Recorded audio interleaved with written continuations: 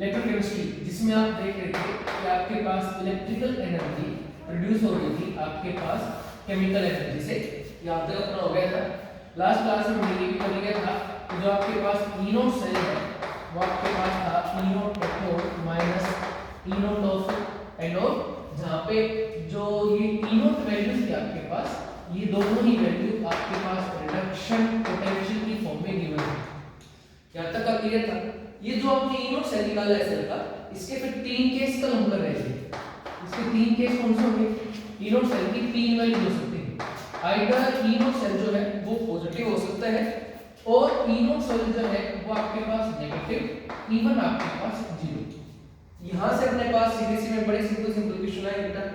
बात हुई है, फिर से एक बार रिव्यू करो। पॉजिटिव का मतलब कि जो रिएक्शन है ये अपने आप हो रही है, रिएक्शन स्पॉन्टेनियस है। नेगेटिव का मतलब रिएक्शन जो है वो आपके पास नॉन स्पॉन्टेनियस है, बिल्कुल नहीं होगी। और अगर जीरो आ गया तो आप कहोगे कि जो गिवन रिएक्शन है इसमें forward reaction and backward reaction दोनों इक्वल स्पीड से चल रही है। एंड दिस फिनोमेनन आपको पता ही है इज इक्विलिब्रियम। आपको पता है ये इक्विलिब्रियम का सिंबल है, हम ऐसे करते हैं क्लास में हमेशा से। तो ई नोट सेल के आपके पास तीन वैल्यूज हैं। पॉजिटिव मतलब अपने आप होगी, नेगेटिव मतलब रिएक्शन नहीं होगी, आपको करानी पड़ेगी, और जीरो मीनिंग रिएक्शन आपके पास इक्विलिब्रियम है। यहां तक का क्वेश्चन क्लियर था।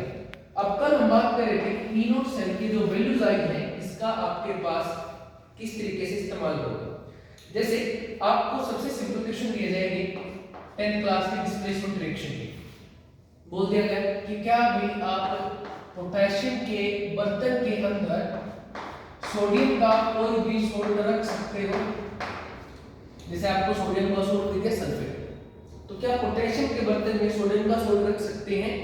और आपको दे दिया कि जो ई नोट है के पॉजिटिव से के इज -3.24 वोल्ट, ये हाइपोथेटिकल वैल्यूज है, और ई नोट आपके पास Na पॉजिटिव से Na दे दिया -2.63 वोल्ट, ऐसे वैल्यू दे दी।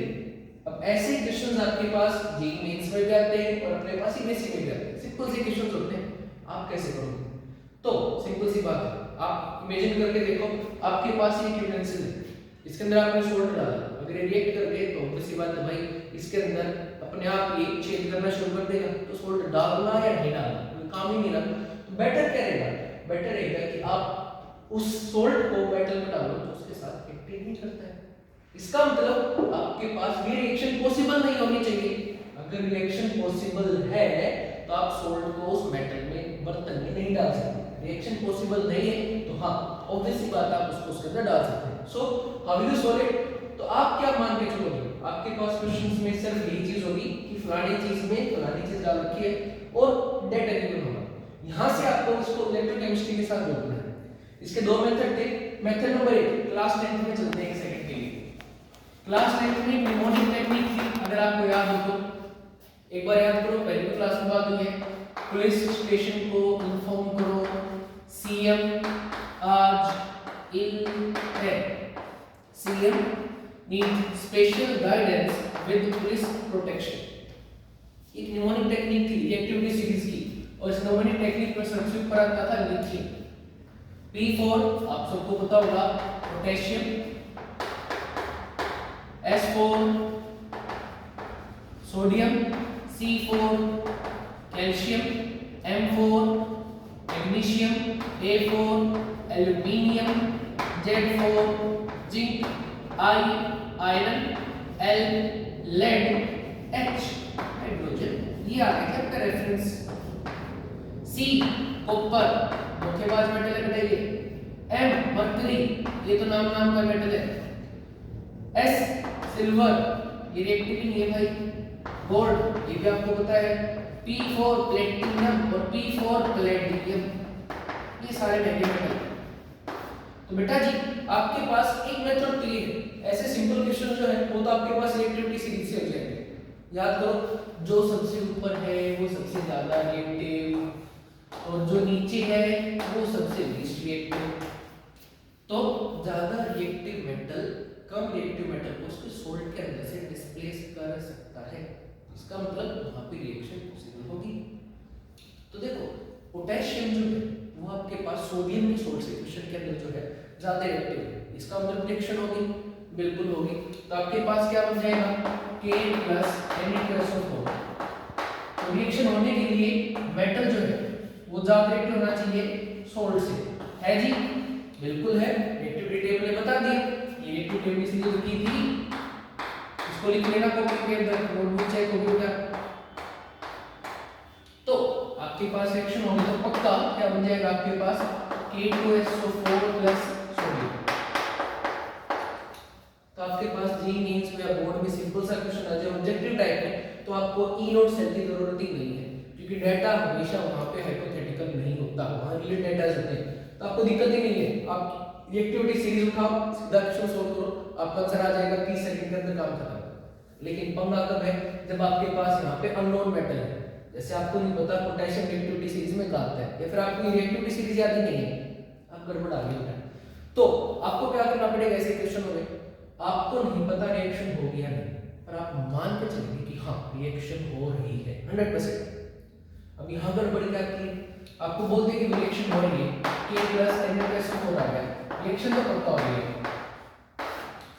आपको दूसरी गड़बड़ आएगी, कई बार आपके पास डी ब्लॉक के मेटल्स, मैग्नीशियम आ गया है, आपके पास क्रोमियम आ गया है, आपके पास वेनेडियम आ गया है, टाइटेनियम आ गया है, इनकी वेरिएबल ऑक्सीडेशन स्टेट्स, तो गारंटी नहीं है कि आपको याद रहेगा कि भाई कौन सा ऑक्सीडेशन स्टेट में जाएगा, कौन सा सोल्ट बनाएगा। वहां पे स्टूडेंट का दिमाग खड़ा होता है कि यार ये कौन सा सोल्ट बना दिया, तुम्हें मतलब ही नहीं है सोल्ट से, कोई भी बने, आपको पेपर में मतलब नहीं बेटा सोल्ट कौन सा बन रहा है, या तो यहाँ डाटा के अंदर गिवन है, लेकिन अगर डाटा के अंदर वैल्यू नहीं गिवन है कि ये ऑक्सीडेशन होके किस स्टेट में आया था, किस स्टेट से आया था, तो कोई वरी नहीं। आप क्या करोगे, डायरेक्ट रिएक्शन लिखो। ये मान लो आपको कि भाई के पॉजिटिव 1 में जा रहा है, तो क्या बन जाएगी रिएक्शन K2SO4 प्लस Na। अरे आपको ये रिएक्शन लिखने में अगर थोड़ी सी भी कंफ्यूजन है तो बाहर में जाने दो, आपको पता है ये अगर इसको डिस्प्लेस करेगा तो इसका ऑक्सीडेशन होगा, या फिर ये रिएक्ट करेगा, रिएक्ट करेगा तो किस में जाएगा पॉजिटिव फॉर्म में, कितनी पॉजिटिव में जाएगा हमें कोई मतलब नहीं है फिलहाल। साथ में क्या बन जाएगा, ये भाई साहब रिड्यूस हो जाएगा, तो किस में जाएगा, यहाँ पे +1 स्टेट में था तो 0। ये चीज ऐसे है जो आपको पता है, आप 9 से करते आ रहे हैं, कोई बड़ी इशू नहीं होना है। तो आप इनको ऐसे रेट करो, रेट करने के बाद आप देखो कि भाई साहब का क्या हो गया है 0 से प्लस, सबको पता है ऑक्सीडेशन स्टेट बड़ी है, oxidation state increases implies reaction के अंदर ऑक्सीडेशन होगा। यहाँ +1 से सोडियम किस पे गया है 0 पे, तो साफ दिख रहा है ऑक्सीडेशन स्टेट डिक्रीजेस, डिक्रीजेस का मतलब ऑब्वियस बेटा रिडक्शन हुआ है। ये कांसेप्ट अपना हो गया था पहले, इसी को यहाँ अप्लाई कैसे करोगे, जिस पे ऑक्सीडेशन होता है फिर से अपनी निमोनिक टेक्निक लेके आओ, जिस पे ऑक्सीडेशन होता है वो हमेशा होता है एनोड, तो ऑक्सीडेशन वाला यही लिख लो रिएक्शन के साथ ही, ये तो एनोड है जी। और ये क्या है आपके पास कौन सा जिसमें रिडक्शन हुआ है कैथोड। अब ई नोट सेल का फार्मूला ऑलरेडी बोर्ड पे है, ई नोट सेल क्या होगा E nought of cathode minus E nought of anode, खत्म काम। E note cell is equal to cathode, cathode कौन सा बेटा पोटेशियम वाला, पोटेशियम वाले में वैल्यू कितनी थी -0.34 3.24, सॉरी उल्टा हो गया। आपके पास क्या था ई नोट सेल में कैथोड माइनस एनोड, कैथोड तो ये था भाई सोडियम वाला, सोडियम वाले में वैल्यू कितनी थी -2.63, प्लीज ध्यान देना, सॉरी गलती हो गई, ई कैथोड माइनस ई एनोड, कैथोड कौन था ये वाला, इसकी वैल्यू कितनी थी -2.63 प्लस, ठीक है जी, प्लस कैसे आएगा क्योंकि एक माइनस ये और एक माइनस आएगा ये वाली वैल्यू का -3.24, डायरेक्ट उठा के वैल्यू पुट कर दी, ये कितना आ जाएगा -2.63 प्लस का 3.24। ऑब्वियस सी बात है बड़ी वाली वैल्यू में से छोटी वाली वैल्यू घटेगी तो वैल्यू आएगी आपके पास पॉजिटिव। और अभी देखो ई नोट सेल पॉजिटिव है तो रिएक्शन स्पॉन्टेनियस, रिएक्शन स्पॉन्टेनियस तो रिएक्शन होगी तो इसका मतलब इस पर्टिकुलर सॉल्ट को इस पर्टिकुलर मेटल के अंदर आप डाल के नहीं रख सकते। तो ये आपके पास बहुत सिंपल सा कंसेप्ट था, फिर से एक बार रिव्यू करो, आपको 2-3 बेसिक्स ऑलरेडी पता है। एक आपको ये पता है कि भाई ई note cell E nought cathode minus E note anode होता है। दूसरा लोन तो सबको पता है, लोन में किसी को कोई दिक्कत नहीं है, तो रिएक्शन लिखी, रिएक्शन में भी क्या चार्ज आया आपको कोई इशू ही नहीं है, बस आप ये देख लो कि भाई जो रिएक्ट करेगा वो किसी बात ऑक्सीडेशन में जाएगा और जिसके साथ रिएक्ट होगा वो रिडक्शन में जाएगा। तो ऑक्सीडेशन रिडक्शन यहीं से क्लियर हो जाएगा। तो आपको कैथोड एनोड पता चल जाएगी, कैथोड एनोड पता चले उठा के वैल्यूज पुट कर दो, डायरेक्ट वैल्यू पुट की चला जाएगा आपके पास। अब इस ई नोड सेल से बेटा अगला कांसेप्ट स्टार्ट होगा। अगला कांसेप्ट होगा आपके पास ई सेल। ई सेल क्या था? ई सेल था आपके पास इलेक्ट्रोड पोटेंशियल। तो ई नोट भी तो वही था, इसमें और इसमें फर्क क्या है याद करो थोड़ा सा। थर्मोडायनामिक्स में नोट वर्ड बहुत यूज हुआ था लास्ट ईयर। तो ई नोट मतलब जहां पे भी नोट वर्ड आ जाता है किसी भी सिंबल के ऊपर, चाहे वो h के ऊपर आए चाहे वो s के ऊपर आए, वैसे भी ऑफिस में डेल्टा हो या g के ऊपर आए या फिर फिलहाल e के ऊपर आया है, ये जो नोट वर्ड है, ये जो छोटी सी डॉट है, ये डॉट डिफाइन करती है स्टैंडर्ड कंडीशन को। स्टैंडर्ड कंडीशन सबको पता है, जब कंसंट्रेशन 1 मोलर होगी, जब टेंपरेचर हमेशा 25 डिग्री सेंटीग्रेड यानी कि 298 केल्विन होगा और प्रेशर 1 बार, तो ये सारी स्टैंडर्ड कंडीशन होगी। तो जो वैल्यू है उसका नाम हो जाएगा स्टैंडर्ड इलेक्ट्रोड पोटेंशियल। तो फिर ई सेल क्या होगा? ई सेल होगा electrode potential non standard condition. जैसे आज टेंपरेचर हुआ था 5-6 डिग्री, इस दौरान अगर आप किसी इलेक्ट्रोकेमिकल सेल को बना के लेके जाओ, गैल्वेनिक सेल को लेके जाओ, आपको चलो सर इसका ई नोड सेल निकालते हैं, तो जो ई नोड सेल है और जो ई सेल है दोनों अलग अलग होंगे। तो इसी चीज को प्रूव किया था नास्ट में। तो ई सेल निकालने के लिए आप जो इक्वेशन यूज करोगे वो इक्वेशन है नास्ट इक्वेशन। इसका जो प्रोनाउंसिएशन है, कुछ लोग इसको नेस्ट बोल देते हैं, कुछ इसको कुछ और बोल देते हैं, वो आपकी मर्जी है। आपको नास्ट इक्वेशन क्या होती है ये पता होना चाहिए। नास्ट इक्वेशन क्या होगी? E cell is equal to E note cell minus RT upon NF ln Q। E cell is equal to E note cell minus RT upon NF ln Q।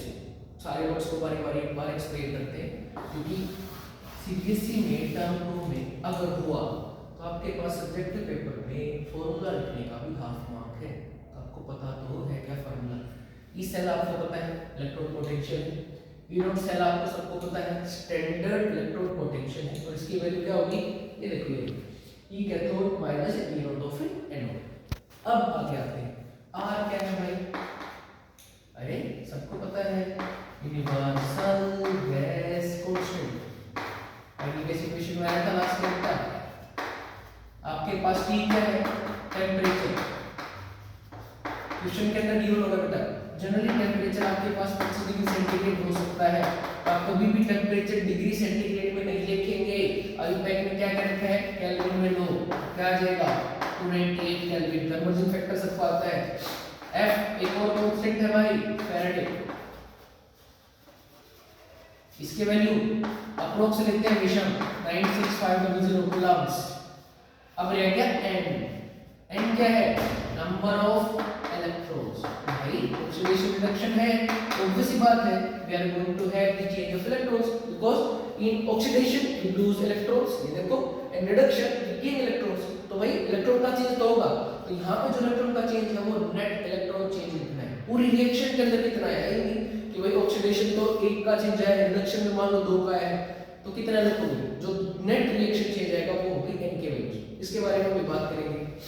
अब एक छोटी सी चीज को सोल्व करते हैं थोड़ा सा। RT अपॉन में F, ये तीनों चीजें जनरली कांस्टेंट रहेंगी।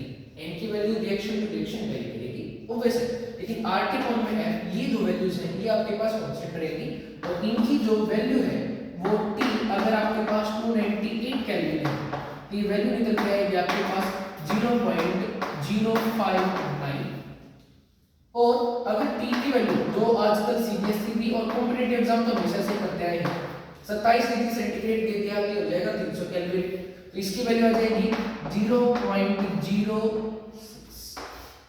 बिल्कुल थोड़ी सी अप्रोक्सीमेशन। अब वो 0.059 और 0.06, इसके वजह से थोड़ा सा फर्क ये पड़ेगा कि आपकी कैलकुलेशन आसान हो जाती है। तो आपके पास ये जो फॉर्मूला है ई सेल का, ये बेटा क्या बन जाएगा?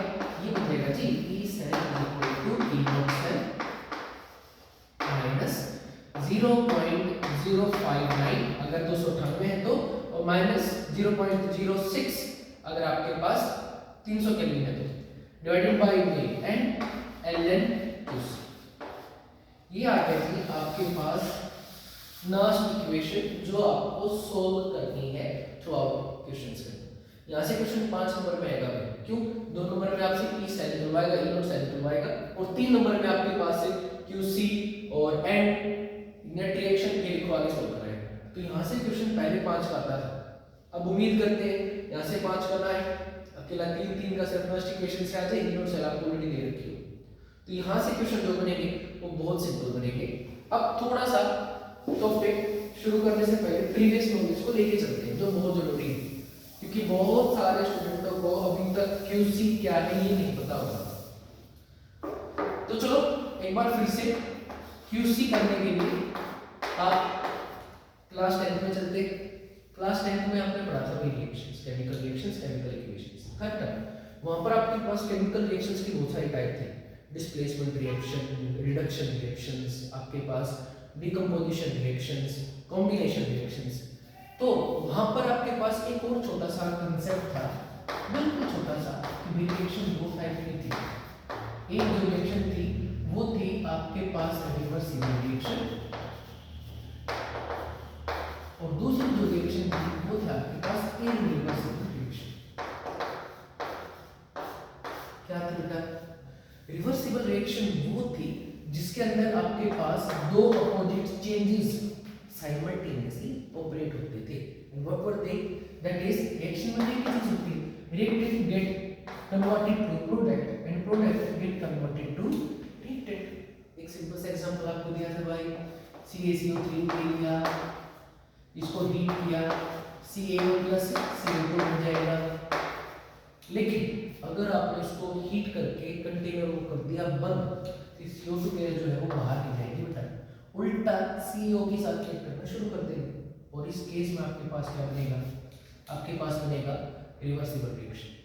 दूसरी इरिवर्सिबल, ये तो सीधी थी भाई, जो एक ही डायरेक्शन में होती है। जैसे भाई आपने कार्बन को बंद किया, जैसे आप जब हाथ से गिरोगे तो कार्बन जब बंद करोगे तो क्या बनेगा? CO2, सीधी सी बात है। तो आपके पास दूसरी रिएक्शंस कौन सी होंगी? इरिवर्सिबल। अब रिवर्सिबल रिएक्शनों में आपके पास दो चीजें एक साथ चलती है। कौन से? रिएक्टेंट कन्वर्ट हो रहे होंगे प्रोडक्ट में, प्रोडक्ट वापस से एक दूसरे के साथ रिएक्ट करके कन्वर्ट हो रहे होंगे रिएक्टेंट। अब यहाँ पर एक वर्ड आता है QC, और QC डिफाइन करता है रिएक्शन कोशेंट को। प्लीज ध्यान देना, KC अलग चीज बाद में आएगी। QC क्या होता है बेटा? Reaction quotient. और रिएक्शन कोशेंट की वैल्यू क्या होती है? बिल्कुल सिंपल सी होती है। क्या? प्रोडक्ट्स जो भी आपके पास प्रोडक्ट आए हैं, raise to power their stoichiometric coefficient divided by reactants raise to power their stoichiometric coefficients, that's it. जैसे एक एग्जांपल की थ्रू देखते हैं, ज्यादा बेटर समझने हैं। जैसे भाई आपने मान लो अमोनिया का कन्वर्शन करा दिया, NH3 + O2 gives you NO2 + H2, ये चीज आपने करा दी। अब इसके पहला काम क्या होगा? QC कैसे लिखने के लिए सबसे पहला काम बैलेंसिंग। बैलेंसिंग के दो मेथड है, एक हिट एंड ट्रायल सिंपल सा, एक आपको 11th में कराया था ABCD मेथड, यहाँ हिट एंड ट्रायल से काम हो जाएगा। और जब आप इसको सोल्व करोगे तो इसके कोएफिशिएंट आएंगे 4 7 4 6। अब इसकी QC लिखो, इसकी QC क्या होगी भाई? इसकी QC होगी आपके पास प्रोडक्ट, कौन-कौन है प्रोडक्ट में? NO2 एंड H2। प्रोडक्ट की कंसंट्रेशन रिएक्शन के अंदर गिवन होगी, रेज़ टू पावर उसका कोएफिशिएंट लो भाई 4 मल्टीप्लाइड बाय दूसरा प्रोडक्ट कौन था? पानी, रेज़ टू पावर उसका कोएफिशिएंट कितना है? बिल्कुल 6 divided by reactants raise to power their stoichiometric coefficient कितना? 4, और दूसरा O2 रेज़ टू पावर उसका कोएफिशिएंट कितना? 7। ठीक है जी। कंसंट्रेशंस आपको क्वेश्चन के अंदर ऑलरेडी गिवन होती है, वहां से आप कंसंट्रेशंस की वैल्यू पुट करो और आपके पास QC की वैल्यू आ जाएगी। यहाँ क्या गड़बड़ियां आप करोगे?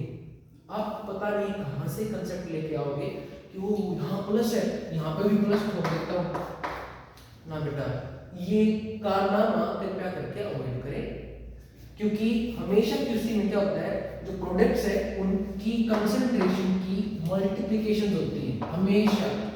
तो गलती से प्लस का साइन मत ले आना, सारा कंसेप्ट खत्म हो जाएगा। ये आपके पास है QC। क्या था QC? जितने भी प्रोडक्ट हैं सभी के प्रोडक्ट की concentrations and each multiplied by their stoichiometric coefficient, raised to power their stoichiometric coefficient. Similarly, multiplication of reactants in the denominator raised to power their stoichiometric coefficients. That's it. ये बन जाएगा आपके पास QC। अब यही QC आपको उठा के यहाँ पुट करना है, ठीक है। अब यहाँ जो QC है वो भी आ गया। E सेल है, ये निकालना ही होगा फर्स्ट इक्वेशन में। E नोट सेल का डेटा गिवन होगा, या आपके पास कांस्टेंट है, या सेल रिएक्शन बना के जो आपको सिखा रखा है वहां से लिख लो।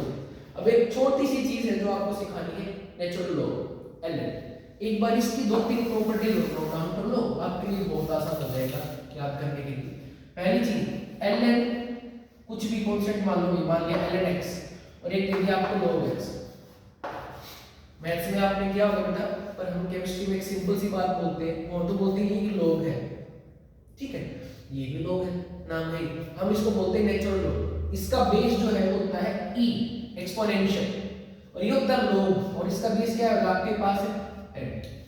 तो इन दोनों में फर्क क्या है, ये है नेचुरल लॉग और ये है log बेस्ड टू द 10।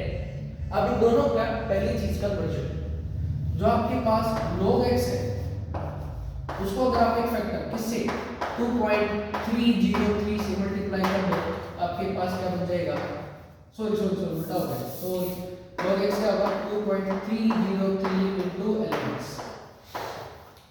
तो जो भी नेचुरल लॉग है ln को अगर 2.303 से मल्टीप्लाई कर दिया तो ये बेस 10 वाला लॉग बन जाएगा, और हम बेस लॉग 10 वाली प्रॉपर्टीज ऑपरेट कराएंगे थ्रू आउट द केमिस्ट्री, यहाँ पे भी और केमिकल काइनेटिक्स अगले चैप्टर में भी। अगला पॉइंट आपके पास ये हो गया। अब इसके आगे का छोटा सा कांसेप्ट है आपके पास, क्या log, मान लो दो कोफिशिएंट है, दोनों मल्टीप्लिकेशन में x y, तो ये क्या वैल्यू होती है, log of x plus log of y।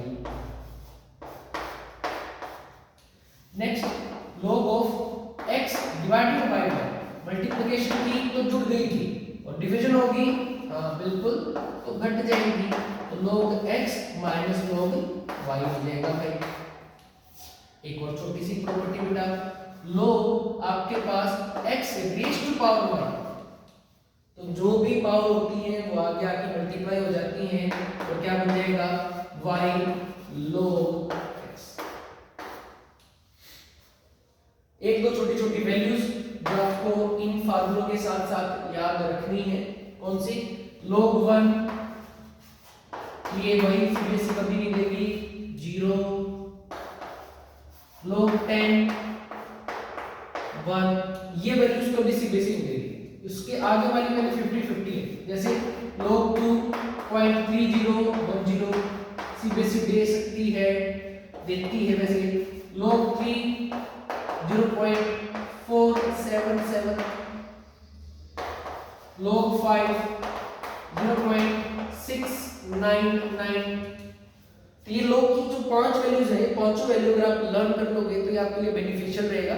Learn नहीं करोगे तो भाई 2, 3 और 5 तो बोर्ड के पेपरों में आपको दिया जाएगा क्वेश्चन के साथ in the form of data, लेकिन 1 और 10 कभी नहीं दी जाएंगे।